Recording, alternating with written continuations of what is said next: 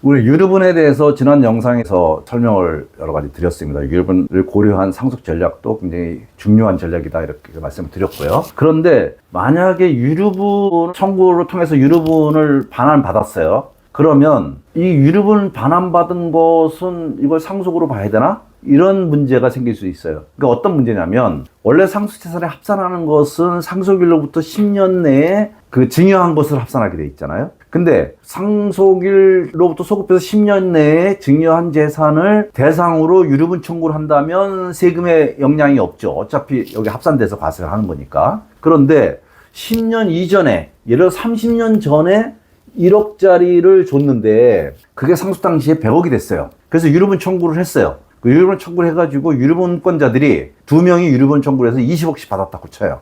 그러면 상속세는 10년 이전에 증여한 재산이니까 합산하지 않죠. 그렇지만 이 두 자녀는 20억씩 유류분을 받은 거잖아요. 그러면 이 20억씩 유류분 받은 거에 대해서 상속세가 과세 안 되느냐 하는 문제가 쟁점이 될 수 있는 거죠. 그죠? 그래서 세법은 어떻게 규정하고 있냐면 유류분으로 받은 재산은 상속받은 것으로 본다 이렇게 돼 있어요. 그러니까 10년 이내에 증여한 재산을 상대로 유류분 청구한 것은 세금의 변화가 없어요.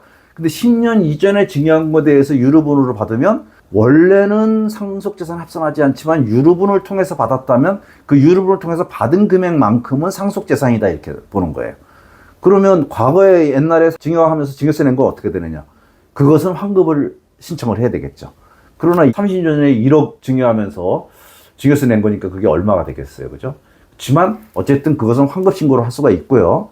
그 다음에 유류분을 받은 금액은 상속재산에 합산해가지고 상속세를 계산을 해야 된다 이 얘기입니다. 그런데 유류분으로 받을 수 있는 금액은요, 이걸 이제 가액으로 만약에 한다라고 하면 상속 당시의 가액이 아니에요. 이것은 소송이 심리가 끝난 상태, 심리가 끝난 시점, 이 소송이 한 3년 걸렸다 그러면 3년 후에 그 시점의 가액으로 평가해갖고 이렇게 줘야 되는 거죠. 그런데 상속재산에 합산할 때는 유류분에 해당되는 재산이 상속 당시의 가액으로 평가한 가액을 상속세에 합산한다 이렇게 보시면 되겠습니다. 왜냐하면 유류분은 당초부터 증여가 아니라 이건 상속으로 보기 때문에, 그래서 유류분으로 받은 것은 그만큼은 당초에 증여했지만 이건 증여가 아니고 상속으로 보기 때문에 증여한 것은 환급하고 유류분을 받은 것은 상속재산에 합산해서 그 상속세를 부과한다라는 겁니다.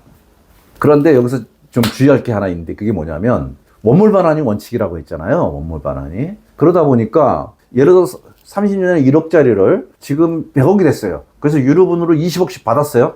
그러면 20억이 아니라 그 100억에 20%씩 받는 거죠. 20%씩 원물로 반환을 받은 것이 원칙이에요. 그렇게 받으면 끝나요. 그러면 상속세만 내면 끝나는데 이거를 원물로 받지 않고 내가 가액으로 받았어요. 그러면 내가 원물로 받아가지고 이걸 다시 양도한 것으로 봐서 양도소득세를 과세합니다. 물론 양도소득세가 상속 당시의 가액과 원물로 받은 가액, 그 가액의 차액에 대해서 과세를 하기 때문에 기간이 짧으면 그 가액이 크지는 않겠죠. 어쨌든 양도세의 과세 대상이 된다 이 얘기입니다.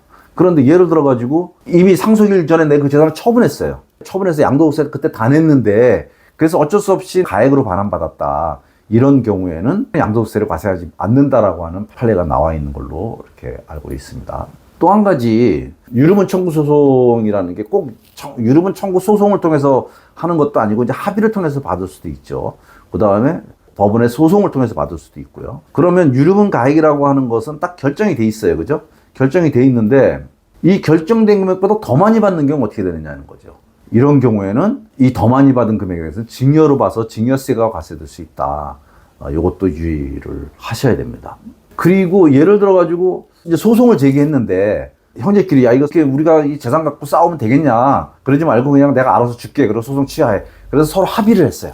합의를 해가지고 줬어요. 그래도 이건 유류분으로 봐서 상속재산에 합산한다 이렇게 보시면 되겠습니다. 근데 보통은 이제 상속세는 돌아가신 날이 속하는 달의 말일로부터 6개월 내에 이제 상속세 신고하고 납부하도록 돼 있잖아요. 근데 유류분 소송이라는 게 뭐 1년도 걸리고 2년도 걸리고 뭐 3년도 걸리고 뭐 아주 오래 걸릴 수 있잖아요. 그죠? 그래서 뭐 몇 년 지나서 이게 확정이 됐다. 그러면 그때 우리가 상속세 신고를 6개월 내에 한 상속세 신고하고 다른 금액이 추가로 더 나온 금액이니까 이게 수정 신고를 해서 추가로 더 납부를 해야 되잖아요. 그래서 이때는 가산세는 없다. 그래서 유류분으로 청구를 해가지고 받을 경우에는 상수세를 추가로 더 내야 된다라는 것을 기억하시고, 그 유류분 청구할 때는 이런 것들을 감안해가지고 전략을 세우시는 것이 좋겠다, 이렇게 생각이 듭니다. 자, 이번 영상은 여기까지 하겠습니다.